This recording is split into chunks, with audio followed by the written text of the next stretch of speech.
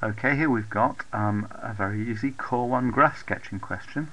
We've got the graph of y equals 4 minus x squared, and it spells out that it really wants us to show where the graph crosses the coordinate axes. The y-intercept is dead easy. The x-intercept is the whole point of why they're asking you to do this.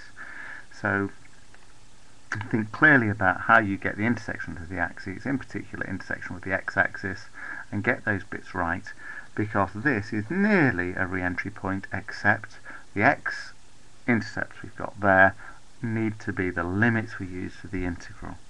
Here we've got a rotation of 360 degrees and we've got a volume, so you're going to be quoting your formula for volume of revolution. It's always an integral, it's always got a particular constant there, or you may have it inside the integral. The limits we need, I think in this case, are likely to come from A.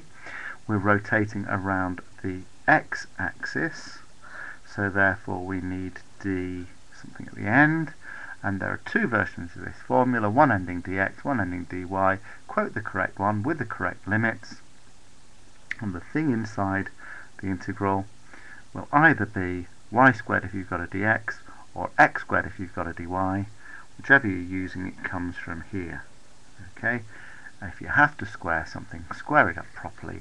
You use a grid if necessary. You end up with a Core 1 integral to do with some limits to put in, which if you don't muck it up should be 4 pretty straightforward marks. And by the way, look at your notes for chapter 8, because the example in your notes is pretty much identical to this.